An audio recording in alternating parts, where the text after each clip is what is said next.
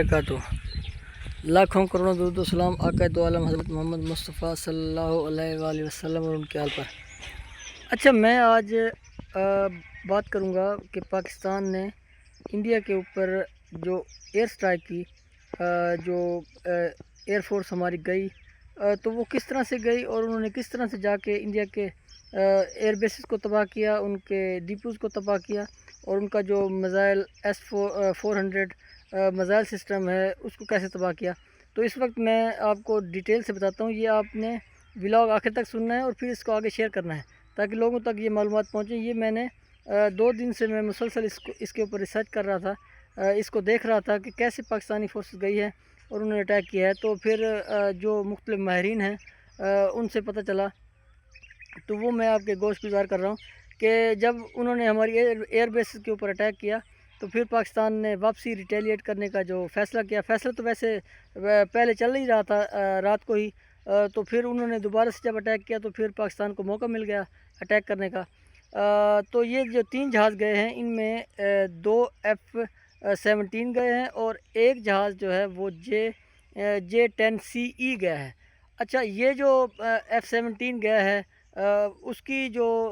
طریقہ کار تھا، انہوں نے یہ سوچا کہ جو ان کا سسٹم ہے جو 400S ہے،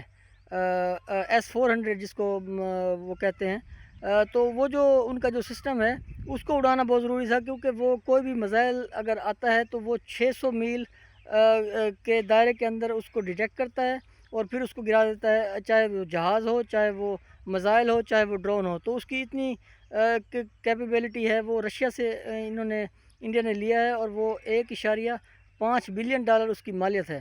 تو یہ اس سسٹم کو اڑانا بہت ضروری تھا، کیونکہ پھر ہم نے فتح 1 اور فتح 2 بھی مارنے تھے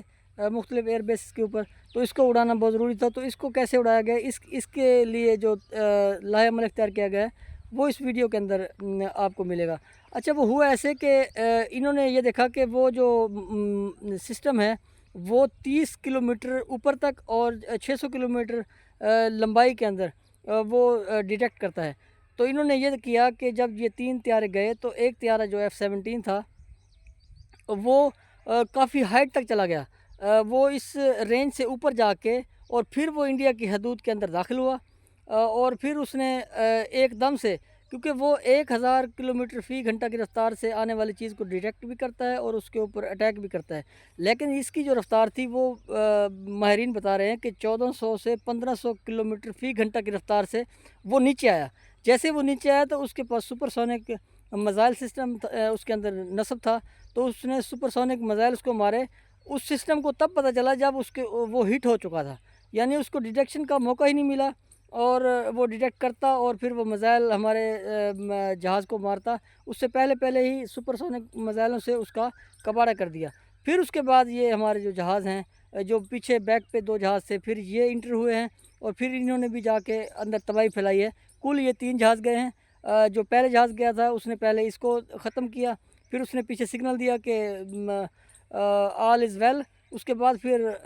فتح میزائلوں سے حملہ کیا گیا اور مختلف ایئر بیسز کو اٹیک کیا گیا، اور پھر یہ اپنی کارروائی کر کے یہ تینوں جہاز بخیر و عافیت واپس آئے۔ تو میں سمجھتا ہوں کہ ایئر فورس کی یہ جو مہارت تھی اس کا سہرا ایئر چیف مارشل صاحب کو جاتا ہے، جنہوں نے بڑی ہی ذہانت سے اور بڑی ہی ٹیکنیک سے، کیونکہ یہ جو میزائل سسٹم ہے اس کو پورا یورپ لگ کے امریکہ اور اسرائیل نے یوکرین کی مدد کرتے ہوئے وہ رشیا کا یہ جو میزائل سسٹم ہے اس کو تباہ نہیں کر پائے، لیکن پاکستان نے تباہ کیا اور ایک ہی جھٹکے میں تباہ کیا۔ یعنی وہ جو ٹیکنیک تھی وہ بہت ہی اعلیٰ قسم کی یوز کی گئی کہ ان کا جو وہ سسٹم تھا اس کو پتہ ہی نہیں لگنے دیا، کیونکہ یہ اس کی رینج سے بہت اوپر تھے، تو اس کو پتہ ہی نہیں لگا، اور اس کو پتہ تب لگا اس سسٹم کو جب F-17 اس کے سر کے اوپر تھا اور اس کو سپر سونک میزائل فائر کر چکا تھا۔ تو میں سمجھتا ہوں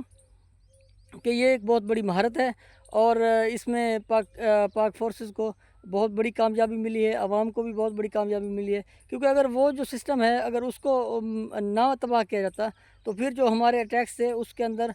کافی دشواری آنی تھی۔ تو لہٰذا پہلے پاک فورسز نے اس